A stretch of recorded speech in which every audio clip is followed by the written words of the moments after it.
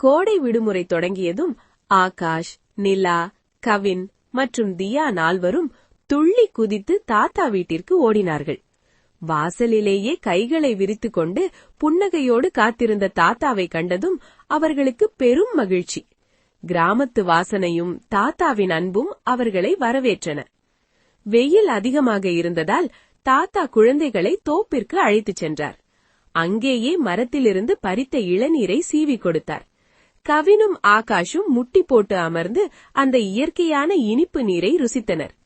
கடையில் விற்கும் பாட்டிலில் அடைத்த பானங்களை விட இது எவ்வளவு ஆரோக்கியமானது என்று தாத்தா அவர்களுக்கு விளக்கினார். அடுத்து பாட்டியின் முறை. தோட்டத்தில் பழுத்து குலுங்கிய மாமரத்தின் அடியில் நிலாவும் தியாவும் அமர்ந்தார்கள். பாட்டி மரத்திலிருந்து விழுந்த மாம்பழங்களை சேகரித்து அதில் மிளகாய்த்தூள் தூவி ஒரு தட்டில் வைத்து கொடுத்தார்.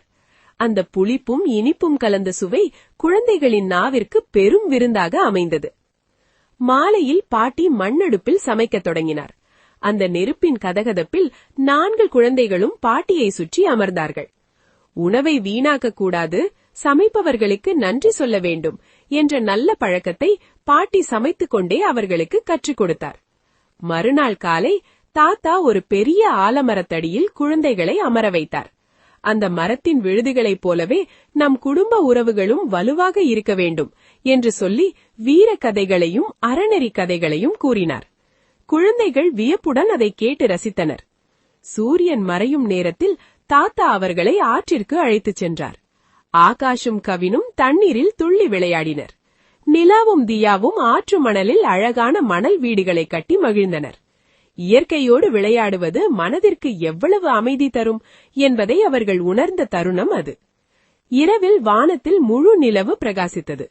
பாட்டி அனைவரையும் மொட்டை மாடிக்கு அழைத்துச் சென்று நிலா வெளிச்சத்தில் அமர வைத்தார். கையில் உருட்டி போட்ட நிலாச்சோறு மிகவும் சுவையாக இருந்தது. கதைகள் பேசி சிரித்து மகிழ்ந்த அந்த இரவு அவர்களின் நினைவில் பசுமையாக பதிந்தது. விடுமுறை முடிந்தது. கிளம்பும் நேரம் வந்தபோது பாட்டியும் தாத்தாவும் குழந்தைகளுக்கு பிடித்த தின்பண்டங்களை மூட்டை கட்டி கொடுத்தார்கள். குழந்தைகள் ஒவ்வொருவராக பாட்டியை கட்டிப்பிடித்து விடை பெற்றனர். அடுத்த விடுமுறைக்கு இன்னும் சீக்கிரம் வருவோம் என்று வாக்குறுதி அளித்துவிட்டு நிறைந்த மனதுடன் வீடு திரும்பினார்கள். நீதி: பெரியவர்களுடன் செலவிடும் நேரமும் இயற்கையோடு இணைந்த வாழ்வுமே ஒரு குழந்தைக்கு கிடைக்கும் மிகப்பெரிய சொத்து.